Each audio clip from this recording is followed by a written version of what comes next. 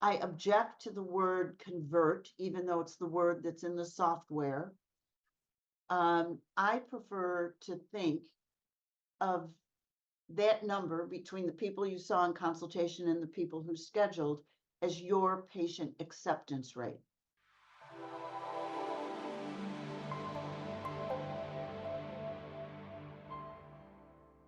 Welcome to the Crow's Nest podcast, the official podcast of Candace Crowe Design. I'm Candace Crowe. My guest today is a friend and colleague of 23 years, Karen Zupko. To me, Karen is the girl who lights up the room with her animated engagement and her experience. In the 1970s, E.F. Hutton used the slogan, "When E.F. Hutton talks, people listen." I'm pretty sure this slogan applies to Karen. I think you'll find this conversation entertaining as well as packed full of practical tips. Let's welcome Karen. Welcome, Karen. It's so good to see you and have you on my podcast or our podcast. Well, I was delightful to receive your invitation. You know, it's 23 years that we've known each other. We have a lot of history together, Candace. We do, and we could spend a lot of time there, or we could get right into helping the patients, coordinators, and the office staff with the tips that you're going to be sharing today. But I know your interest ranges from practice management to writing the handbook on being a patient care coordinator, to all the insurance codes, the tens of thousands of those, and all the way to advising medical device companies. You are, an industry icon. Um, just admire you and enjoy your sense of humor and your range of interests in life so much. We're going to start out with um, a survey that you shared with me recently. And in that survey, it appeared to me that the top concerns of patient care coordinators was really all about closing the deal. About 65% of all the concerns were some version of that, like overcoming objections, or so. Karen, let's talk about that. Please just share your insight and experience and your heartfelt love for these people. Candace, I'm delighted that you asked that question. I've got two examples to share with people. I have a friend who's one of the most successful real estate agents in Chicago. And Jim always stops and corrects people. He said, I don't sell real estate. I help people find a home. Okay. I think the role of the patient coordinator is not to sell plastic surgery. It's to help patients in a concierge-like manner find the right solution to their concern, whether it's hair loss, whether it's the size of their nose or their aging face, or their post baby body. It's to help them find the right solution in a practice that makes them feel like home. And I want to elaborate on that. In the some 38 years that I've been working with plastic surgeons and shadowing people and talking with post-op patients, I have not had one post-op patient say, I asked somebody, I said, I feel sure before you scheduled here, you saw other doctors. And they say, that's right. And what made you schedule here with, Dr. Wonderful? And they look at the ceiling almost inevitably. And then they look back at me and they say, this place just felt like home. They just made me feel so comfortable.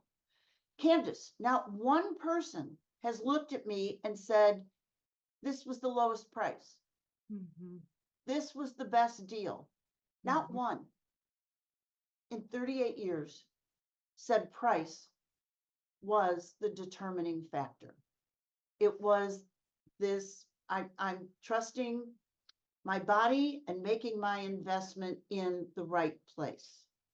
It felt like home. So I think that story bears some discussion in offices around the country. How do we make people feel like home? And one thing also that's important to me, I don't help people convert patients to surgery. I object to the word convert, even though it's the word that's in the software. I prefer to think of that number between the people you saw in consultation and the people who scheduled as your patient acceptance rate.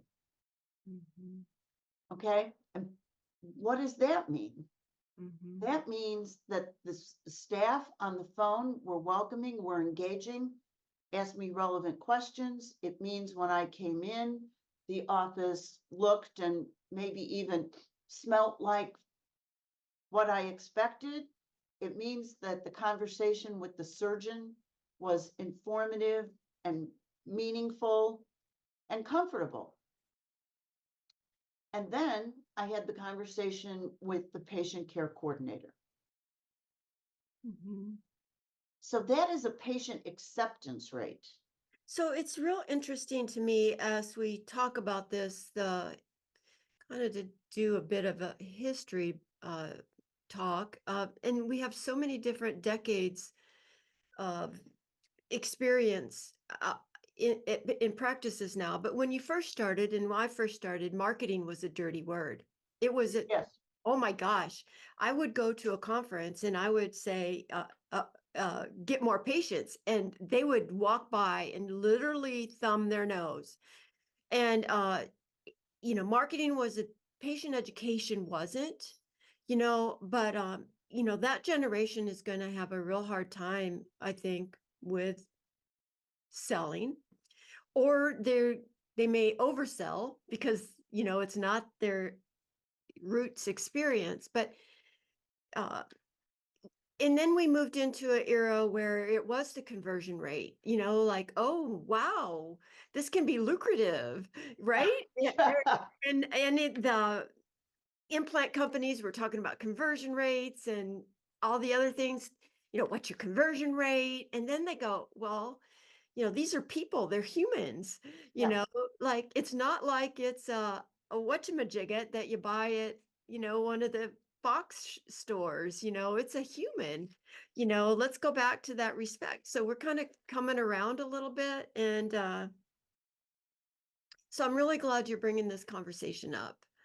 I would like to expand a little bit on that conversation that, you might have, or the patient care coordinator might have with a consult sitting in front of them. And I've heard one that I thought was really put together well, and or two, but let's see if I can do this and remember it well. But oh, Susie, I'm so glad you're here. You're in great hands here. It's a luxury item, and many people, some people can afford it, but not everybody can. And if you are one that can and you want to, you are in great hands with Dr. XYZ. And I'm here and want to help you get prepared for it in the best manner possible and take care of you, make sure you get and take care of afterwards. I thought that approach was pretty nice. Maybe you could augment that and kind of, story tell how you might um, converse with a consult. Actually, Candace, before they get in, before the person becomes a patient, I think it is wise to do a longer front end phone call. And whether that is with the receptionist or whether it's the patient care coordinator calls back a day or two later. Let me give you an example. I think some people's PAR is low because they don't do that. Let me give you an example. On the phone, I would say to you, Candace, that's great. We look forward to seeing you. I got a couple of questions though. First, tell me how you found us. Mm, There is high correlation between people winding up as patients if they were referred by a past patient or a family member who had been a patient at the practice, not just anonymous mm, posts on this piece of social media or not. I would also say, Candace, I want you to know that facelifts here start at $25,000. yeah. Mhm. Okay. And why do I think that's important? Because I want to be sure that the patient does not wind up in an uncomfortable, embarrassing situation where that number was way over what they had in terms of investable funds. So I think by giving people some idea of where the service they're interested, where the pricing starts, makes abundant good sense. Oh, yeah, absolutely. When you walk into a Target, the price range, when you walk into a Right. Neiman Marcus, the price range. You don't always know when you walk into a plastic surgeon. So clarifying that really, to me, really is a great idea.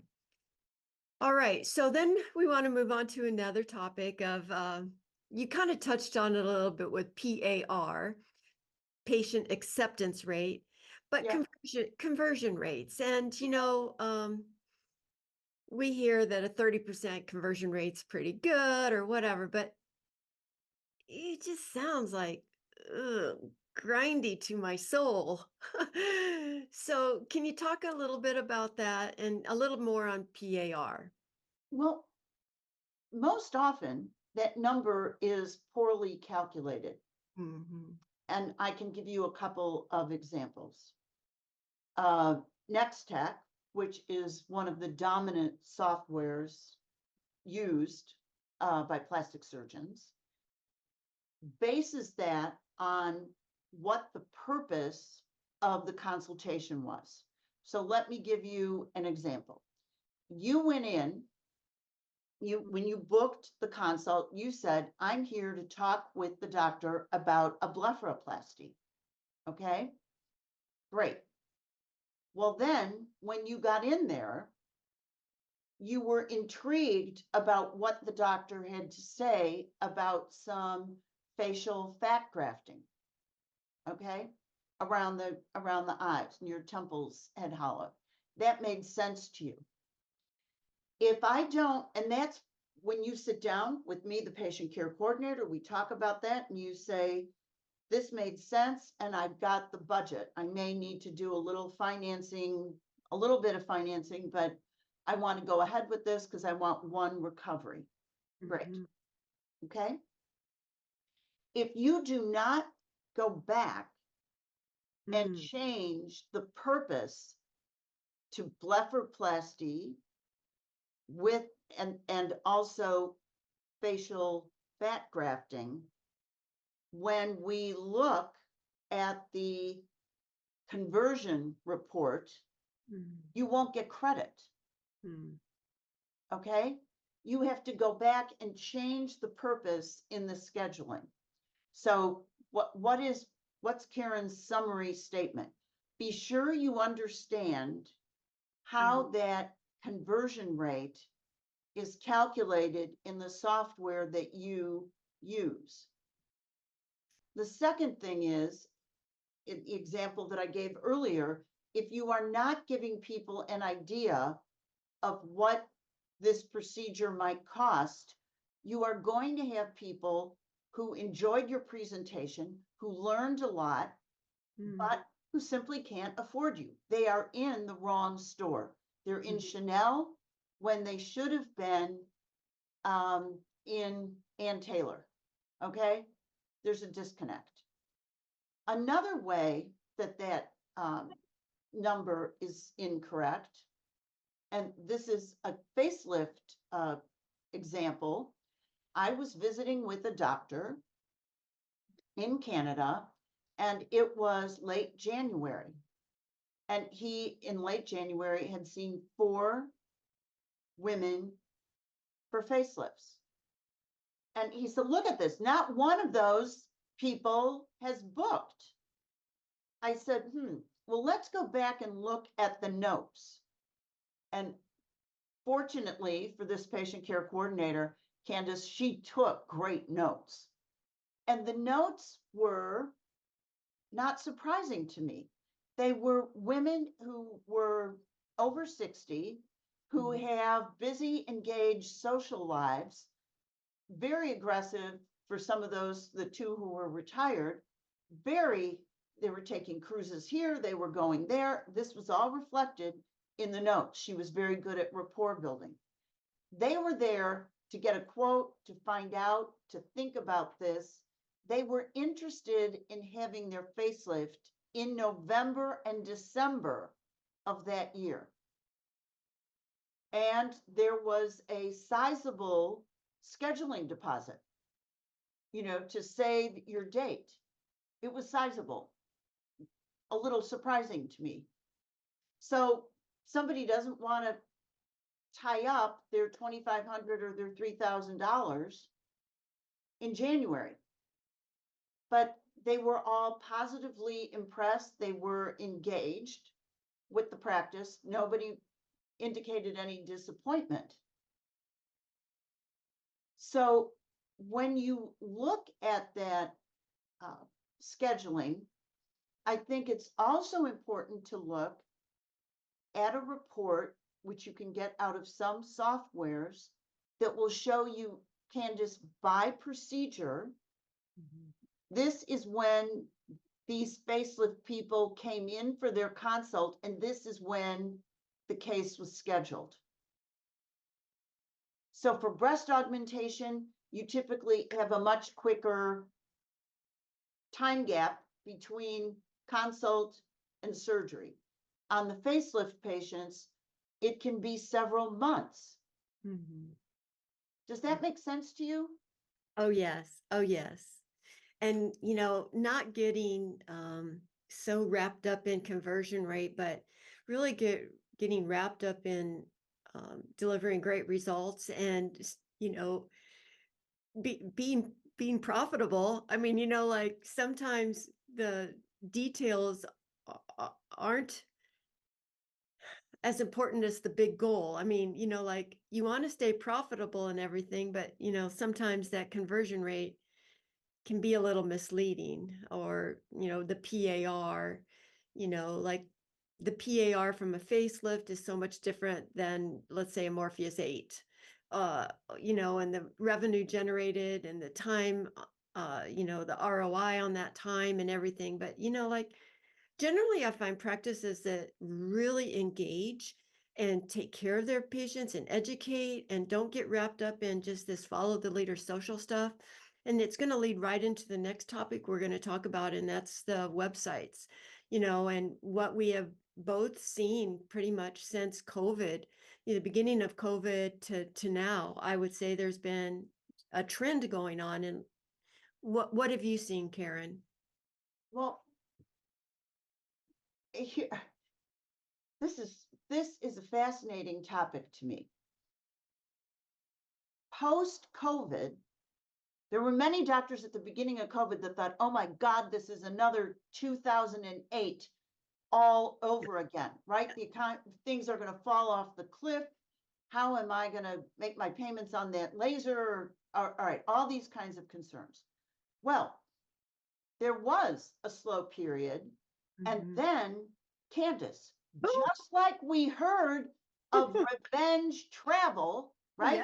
All about revenge travel. There was revenge plastic surgery. After looking at myself on Zoom for 18 months, I went, oh my God, Karen, you've got to do something, right? That was the thought bubble above people's heads. Well, when people's consults and surgeries were booked out 6 months or more ahead, they were legitimately busy, and they were distracted from feeling like they had to keep the website fresh. Mhm. Okay. So I've looked at websites, and Candace, two things bother me. Some of the pictures were Mm. old, and not the person, but the picture. And Mhm. I can tell, particularly on facelifts, Mhm. I can tell by the hairdos that that picture is about 10 years old. Well, it makes the patient wonder, have you not done anything really good since then? So that's one point about these photo galleries is you need to go through there, and you need to go through your top two competitors' websites, photo galleries for the procedures that you're most interested in, and see what that looks like. Mhm. The second thing I can tell you, I've got three things about photos. The second thing I want to talk about is the importance of something you've done, which is your brag book. If you are interested in doing more facelifts, you're going to find patients reluctant to have their picture on your website. Not everybody is going to be excited about doing that. On the other hand, I would say a greater percentage will be great if you are just showing their picture in your office. Mhm. If you, the doctor, or your patient care coordinator has pictures before and afters of facial rejuvenation patients that we can show people. Mhm. So you want to talk just a little bit about the brag book? Oh, I could talk just a little bit about it, but honestly, this is all about you today, Karen. I love you. I want you to be able to, educate and give as many tips as possible. I'll just say, hey, we have a software application that can take care of you before and afters in the most incredible way. It is in the best in the industry, and it moves with you if you change web providers. So, well, Okay, there'll be a great. link at the But I bottom. want people to know there is an easy Yeah, solution yeah. that can be had. Then my third point about the photo galleries is all too often there's no context. Yeah. Okay, there's no context.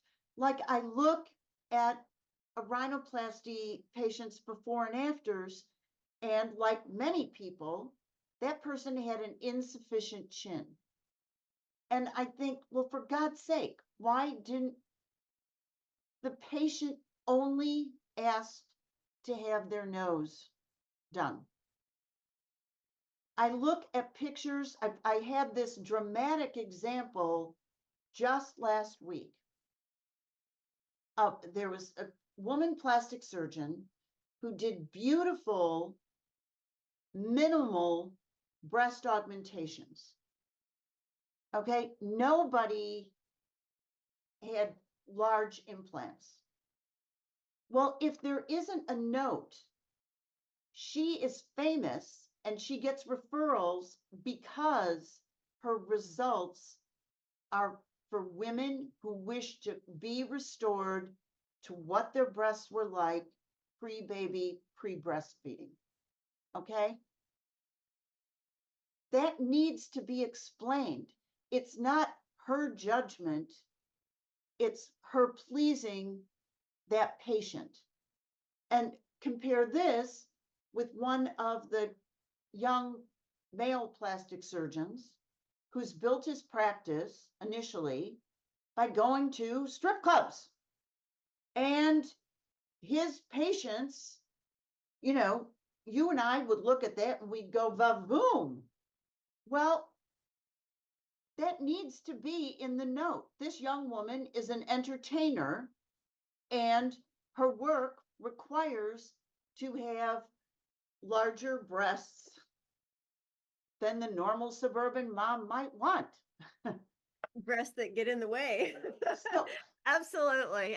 We all probably know those doctors' names that, have So built their practice that way. I think that spending a little time and saying, this is what the patient requested, this is what the patient's desired outcome was, and we help them meet it. Yeah. So my experience, there's two reasons for that. And one is, 25 years ago, we'd sit side by side. It was usually the doctor's wife with a photo album, and they would flip the pages and they would tell the stories. This patient came in and lost 10 pounds and she had lipo, and they would tell the stories. Right, The right. stories. They're heartwarming, they captivate. And on the internet, it's really about getting found, because if you don't get found like big whoopee.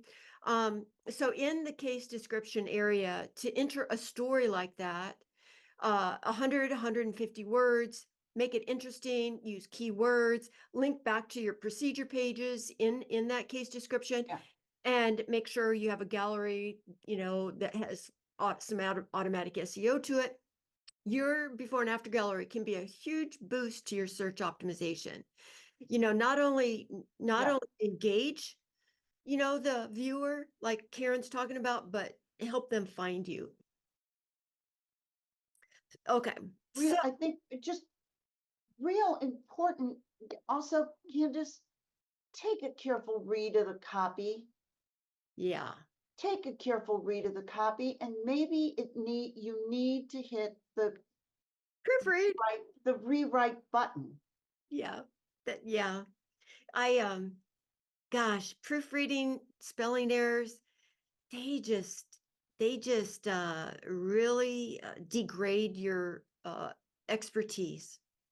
Yes, Miscropped photos, not uniform photos, they degrade your expertise. right. And I mean, everybody's going to have a typo once in a while, automatic spelling correction or whatever, but have a process in place where, if you write it, there's always a second set of eyes that goes over it. I completely agree. Perfect. And then do you want to talk a little bit? We kind of dove into before and afters a little bit there with the website topic. Do you want to talk a little bit more about what they should be looking for in a website today? Or just like, here's one thing I've noticed, that websites have grown so big, 100, 200 pages, 6,000 words on 6,000 words on a homepage. Who in their right mind has time to proofread all that? And is it Right. even, but for search optimization, that's what's happening. And so what maybe you're seeing the same thing, is that it's like writing a book.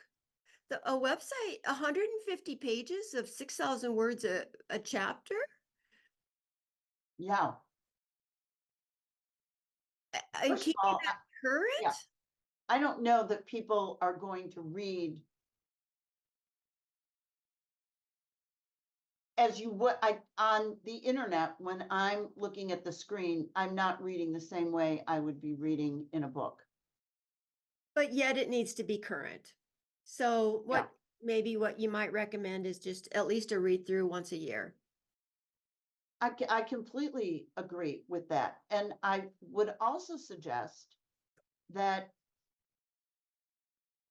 none of us are our own best critic.